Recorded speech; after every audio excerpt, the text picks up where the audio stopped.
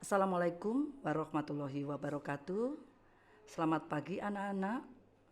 Pertemuan pagi ini kita akan melanjutkan materi pembelajaran tentang organel sel. Organel sel adalah unit-unit kerja di dalam sel yang bertugas untuk menjalankan fungsi sel. Pada sel eukariotik, yaitu sel hewan dan sel tumbuhan, memiliki macam-macam organel sel dan fungsi yang berbeda-beda. Organel-organel sel yang terdapat pada sel hewan dan sel tumbuhan, diantaranya yang pertama adalah membran sel. Membran sel merupakan lapisan tipis dengan ketebalan sekitar 8 nanometer yang membatasi isi sel dengan lingkungan di sekitarnya. Membran sel bersifat selektif permeabel atau semi permeabel. Membran sel tersusun dari bahan lipid atau fosfolipid, protein, dan karbohidrat. Fungsi dari membran sel diantaranya yang pertama, mengontrol masuk dan keluarnya zat dari atau ke dalam sel. Yang kedua, sebagai pelindung agar isi sel tidak keluar. Dan yang ketiga, sebagai reseptor atau penerima rangsangan dari luar sel. Organel yang kedua, nukleus. Nukleus adalah organel yang ditemukan di sel eukariotik. Memiliki selubung dari lapisan lipoprotein yang berguna untuk memisahkan nukleus dari sitoplasma. Nukleus menyimpan materi genetik dalam bentuk kromosom, memiliki fungsi utama sebagai pusat informasi dan kendali seluruh aktivitas sel. Di dalam nukleus memiliki 4 bagian utama, yaitu selubung inti, nukleoplasma, nukleolus, dan kromosom.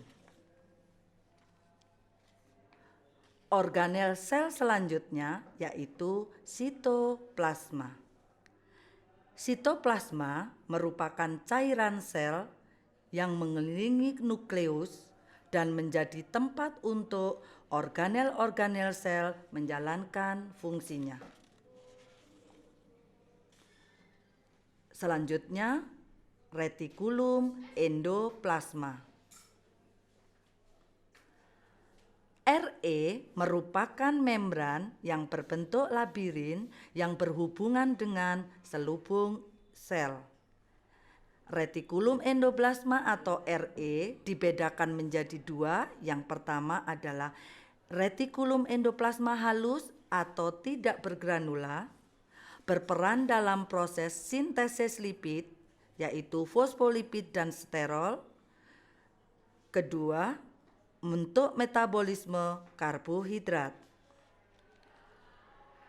Retikulum endoplasma yang kedua adalah RE kasar, yaitu RE yang bergranula. Berperan membentuk fosfolipid, membrannya sendiri, dan sintesis protein sekretori.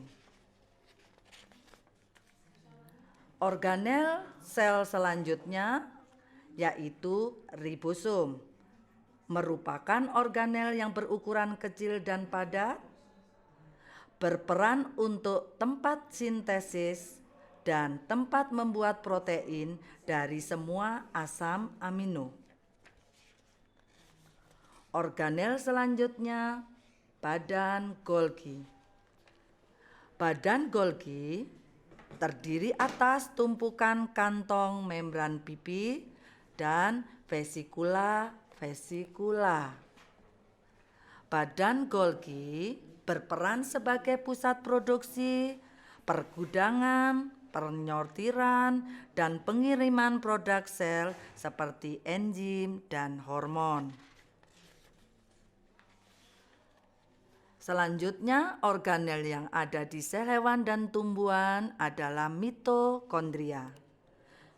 Mitokondria merupakan organel penghasil energi pada sel atau tempat respirasi sel.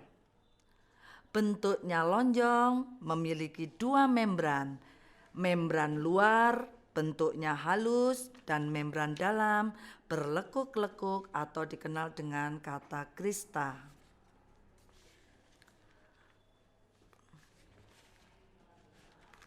Organel-organel yang hanya dimiliki pada hewan. Yang pertama, lisosom.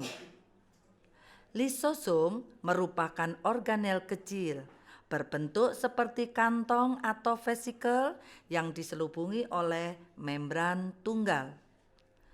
Lisosom berisi enzim hidrolitik yang pencerna makromolekul, contohnya enzim nukleose. Lisosom berperan pada pencernaan intrasel. Selain itu, berperan pada proses fagositosis dengan cara menelan dan mencerna partikel yang lebih kecil, seperti yang dilakukan oleh organisme uniseluler. Organel sel yang kedua yang hanya terdapat pada sel hewan adalah sentriol. Sentrosom merupakan organel tempat tumbuhnya mikrotubulus yang terletak di dekat nukleus. Di dalam sentrosom terdapat satu pasang sentriol. Tetapi sentrosom pada tumbuhan tidak memiliki sentriol. Fungsi dari sentriol dalam proses pembelahan.